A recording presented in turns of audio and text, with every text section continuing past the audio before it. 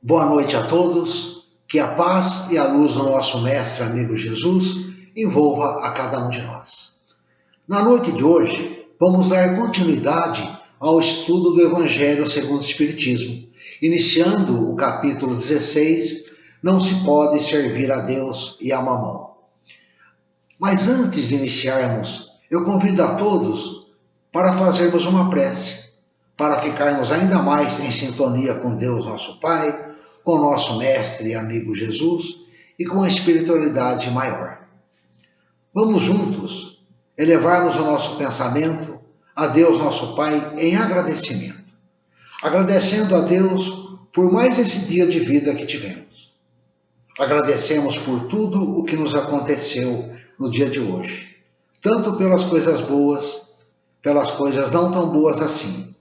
Pois sabemos que tudo o que nos acontece são necessárias e nos impulsionam para o nosso progresso. Rogamos ao nosso Mestre amigo Jesus, que nos envolva com a sua luz de paz, de esperança.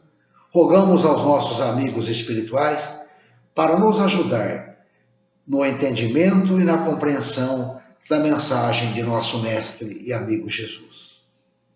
E agora, amparados pela equipe espiritual, pelo nosso Mestre e amigo Jesus, vamos à nossa preleção. Riqueza. Quem não quer, quem não busca a riqueza? Um tema que nunca sai de moda é este. A riqueza, a fortuna, um grande desafio que nos acompanha por muitos e muitos tempos. Quando falamos em dinheiro, só para lembrarmos, até num churrasco em família, acaba tendo algum desentendimento. Uns levam mais, outros levam menos. A gente acaba sempre fazendo um comentário. Mas é só para relembrarmos do quanto é importância para a nossa vida o que envolve o dinheiro, a riqueza. Quando ouvimos não se pode servir a Deus e a Mamon, podemos até imaginar ou até pensar que Mamon significa algum Deus, alguma entidade.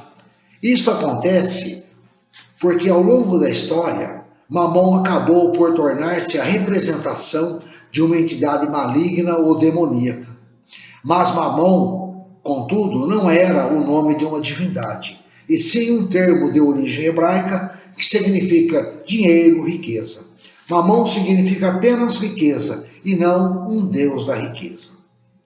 Mas para nós, o mais importante não é sabermos o que significa Mamon, se é um Deus ou apenas riqueza, e sim, o mais importante é compreendermos o que Jesus estava nos alertando quando nos disse, em Lucas, capítulo 15, versículo 13, ninguém pode servir a dois senhores, porque ou odiará a um e amará o outro, ou se prenderá a um e desprezará o outro.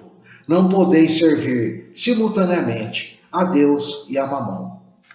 Quer dizer, ninguém pode servir a Deus e a riqueza. Jesus não faz crítica nem às riquezas e nem aos ricos. A riqueza em si, ela não é nem boa e nem má. A riqueza é neutra. O mal ou o bem vai estar no uso que nós fazemos da riqueza, e não na riqueza em si. Quando Jesus se referiu a Mamon, a riqueza, Jesus estava nos alertando quanto ao uso que fazemos das nossas riquezas, se nós a temos. Também Jesus nos alerta quanto ao que fazemos para alcançar a riqueza, se não a temos. Quanto também ao nosso excesso, as nossas aflições por não termos isto ou aquilo, pelas nossas inquietações em nossa busca pela sobrevivência. E Jesus também nos alerta para não dedicarmos toda a nossa energia somente na busca de posses materiais. Temos que compreender o que Jesus estava nos dizendo, senão nós vamos acabar pensando que Jesus estava dizendo que para sermos felizes, para alcançarmos o reino de Deus, temos que ser pobre. E não foi isto a que Jesus se referia. Este capítulo do Evangelho nos esclarece. O emprego da riqueza é um elemento primordial vem nos esclarecer neste capítulo o que devemos fazer no emprego de nossa riqueza, tanto para o nosso progresso material e, consequentemente, o nosso progresso espiritual. Para compreendermos bem esta mensagem de Jesus, vamos lembrar quem somos, de onde viemos, para onde vamos e o que estamos fazendo, vivendo aqui, encarnados na Terra.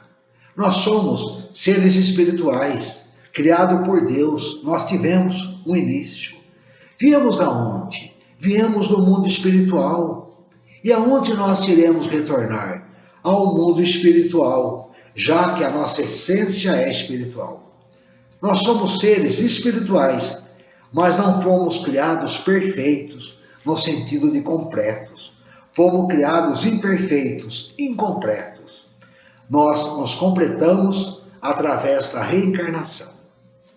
Estamos aqui encarnados, nesse planeta, para aprimorar e adquirir conhecimentos. O que nós estamos realizando agora, podemos ter começado em muitas vidas anteriores, para desenvolver também o material e o espiritual. É para isso que estamos encarnados.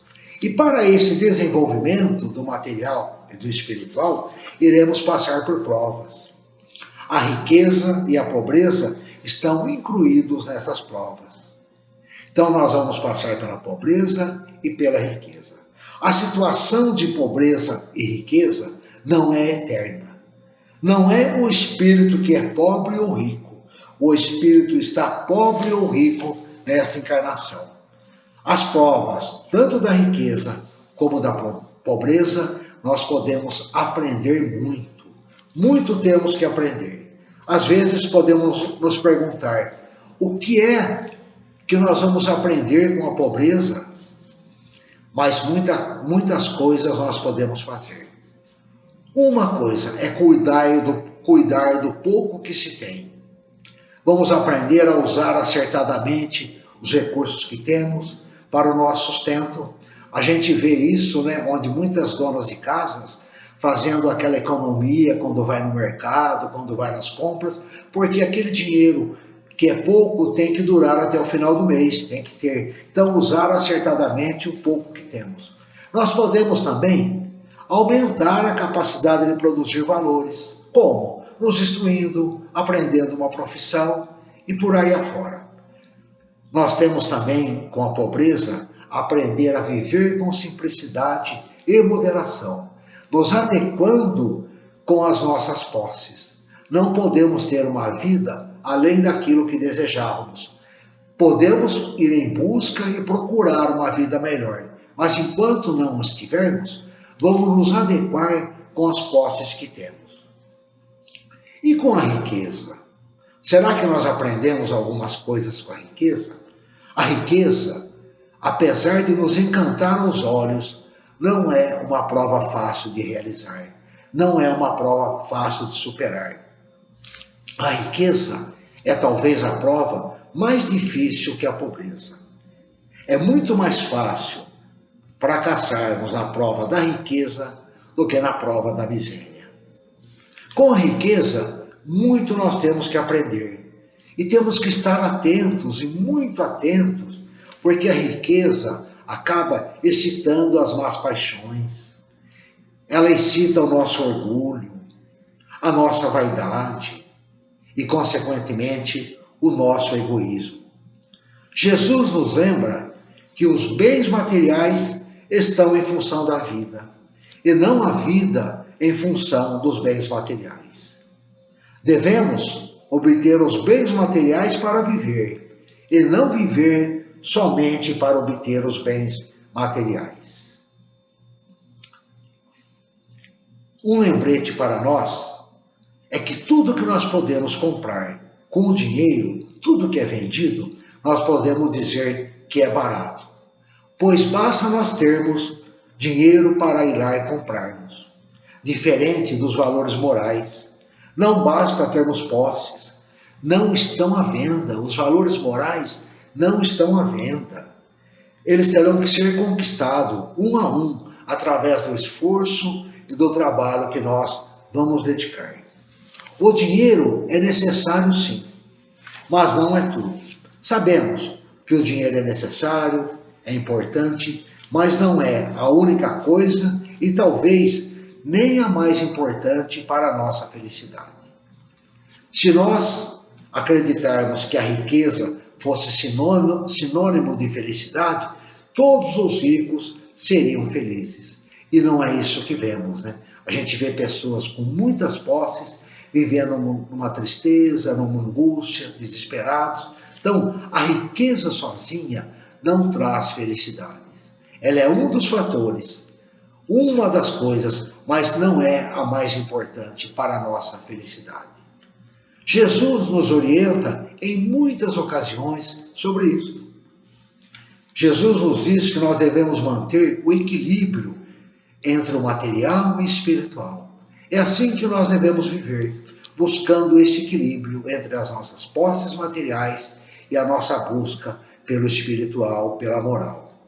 A nossa busca e o emprego que fazemos em nossas posses não deve ser em detrimento de nossa busca material.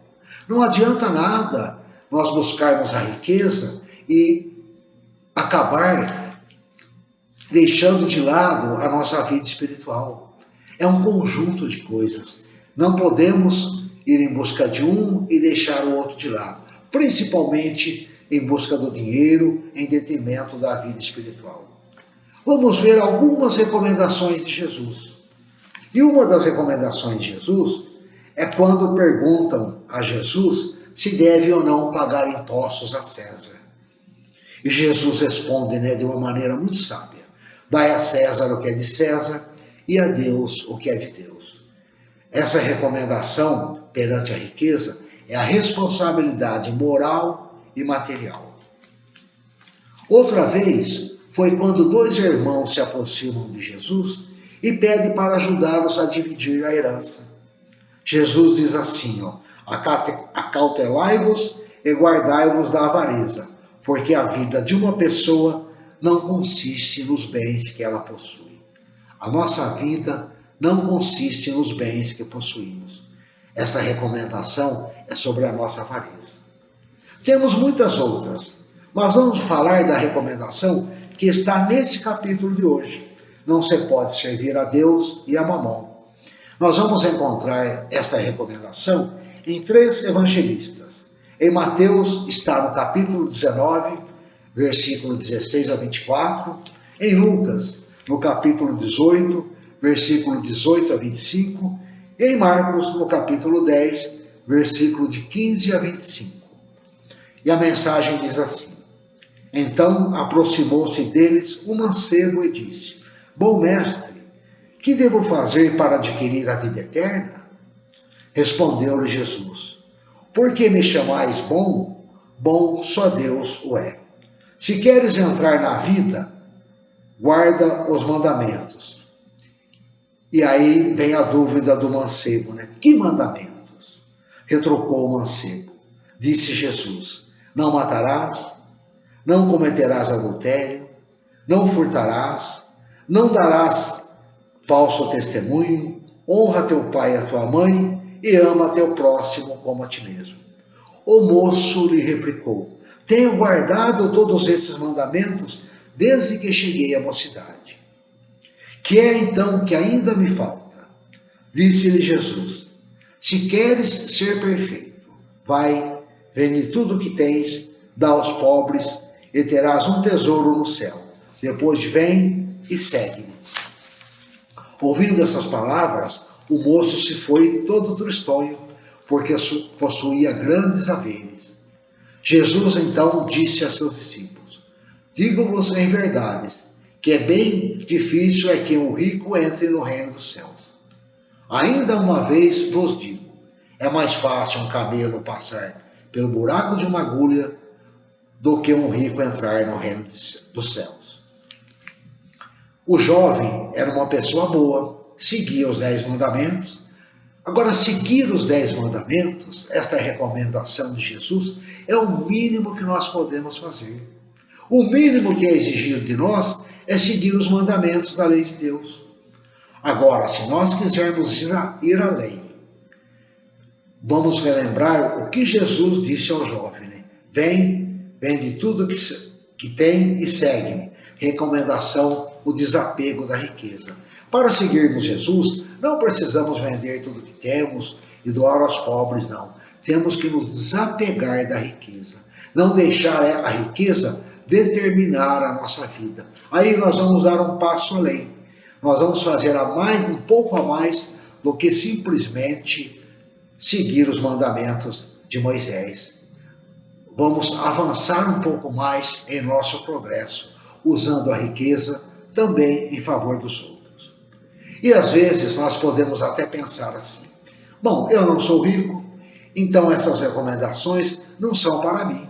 Jesus está falando da riqueza, eu sou pobre, mas quando nós pensamos assim, estamos enganados. As recomendações de Jesus são para cada um de nós. Foram passadas por Jesus há mais de 2000 anos, mas servem para os nossos dias atuais, para cada um de nós, para essa etapa de nossa vida, para esses dias. Se somos ricos, se não somos tão ricos assim, ou mesmo se tivermos pouca posse. Então, esta recomendação de Jesus, o desapego, serve para cada um de nós. Se nós somos ricos, ela vai servir. Ou mesmo se tivermos pouca posse, ela vai servir também. Porque o uso que nós fazemos de nossas posses vai determinar a nossa vida. E aí nós nos perguntamos, né? Qual é o melhor emprego que se pode dar à riqueza? Este capítulo nos orienta como devemos empregar a nossa riqueza. A orientação de Jesus é esta: amai-vos uns aos outros. Elas guardam o segredo do bom emprego das vossas riquezas. Vamos lembrar para nós que o emprego da riqueza não é só dinheiro, mas também a riqueza de todos os outros valores que possuímos. Este emprego de todos esses nossos valores vai ter uma base fundamental. E esta base fundamental está na caridade. Então, todos os valores que nós possuímos, tudo que nós temos, o emprego que nós podemos dar vai estar baseado na caridade. Não é qualquer caridade, mas a caridade, aquela caridade plena de amor. A caridade que ajuda quem precisa, mas não humilha quem recebe.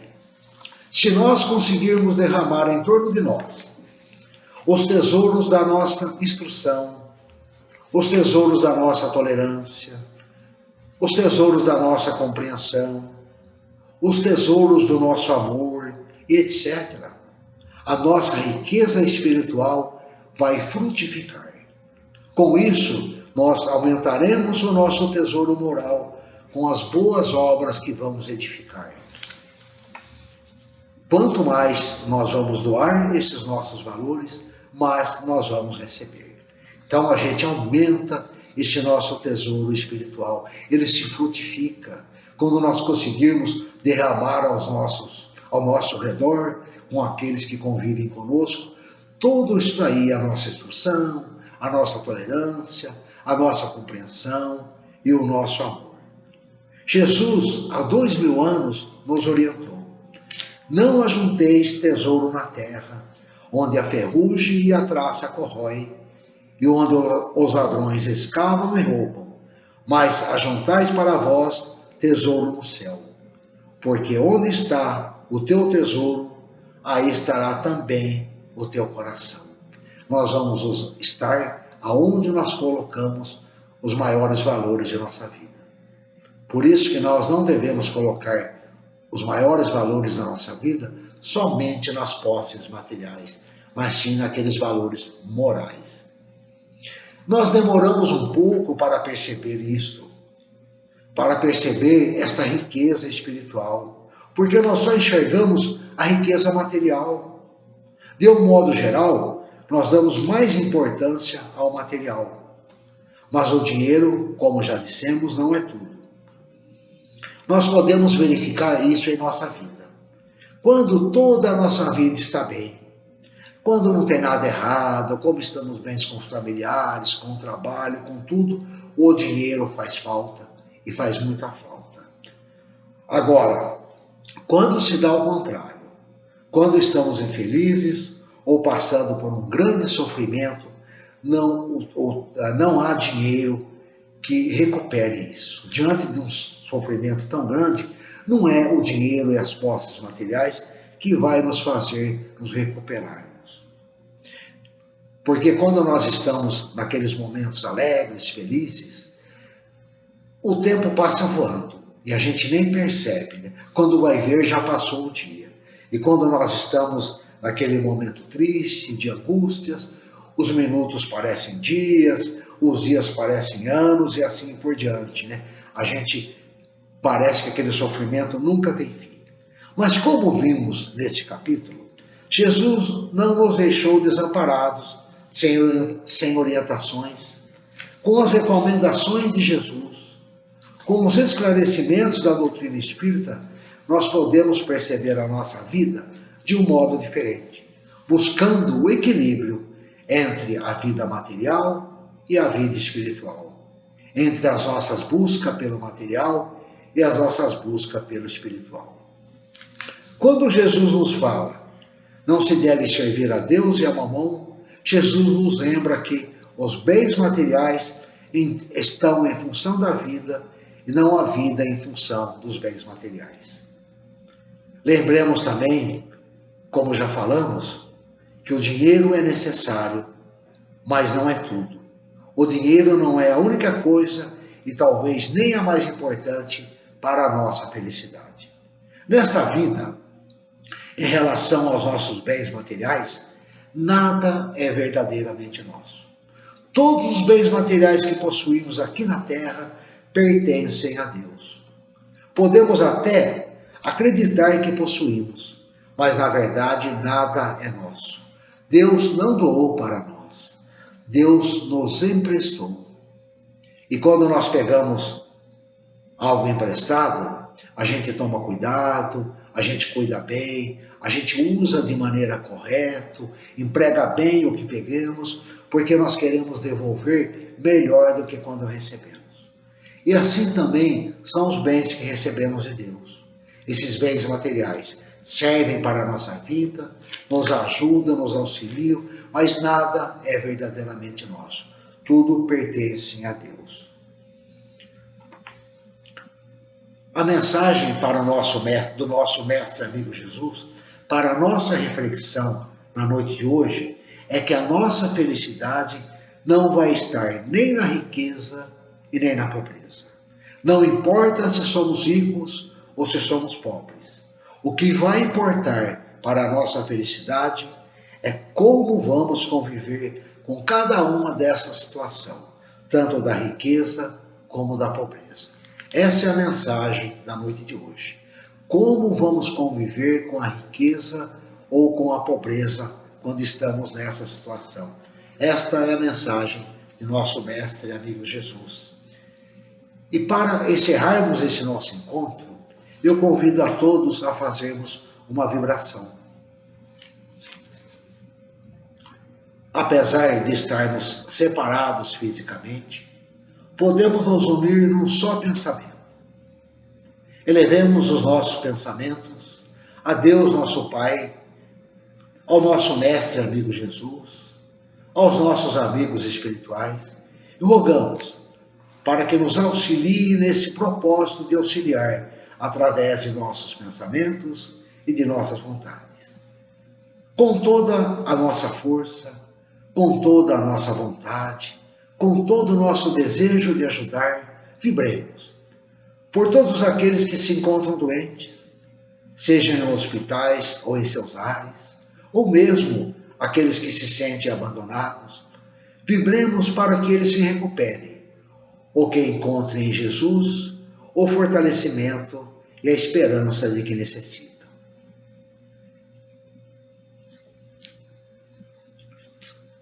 Vamos vibrar pelos nossos lares.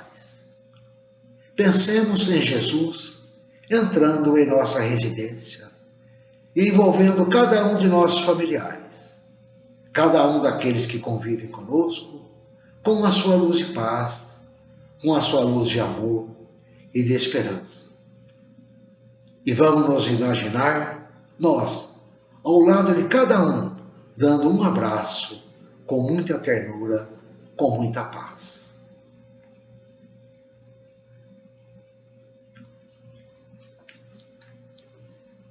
Lembremos também daqueles familiares mais distantes, aquele que não nos vemos há algum tempo, inclusive aqueles familiares que já retornaram à pátria espiritual.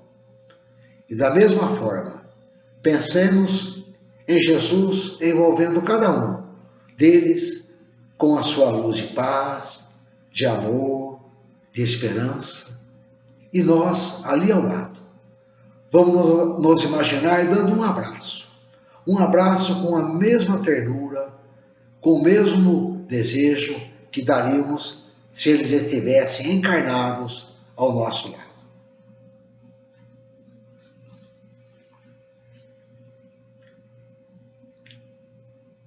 Mestre e amigo Jesus, cada um de nós trazemos em particular em nosso coração uma pessoa a quem desejamos ajudar. Vamos pensar nesta pessoa e vamos nos imaginar levando até o nosso mestre amigo Jesus e vamos entregar em seus braços. Temos toda a certeza, toda a confiança que nesse momento Jesus recebe em seus braços esta pessoa. Por isso mesmo, mestre e amigo Jesus, muito teríamos a pedir por ela, mas nós não vamos pedir nada, porque sabemos que ela está recebendo de ti, nesse momento, tudo o que ela necessita para o seu restabelecimento, mesmo que ainda não compreendemos como ela está recebendo.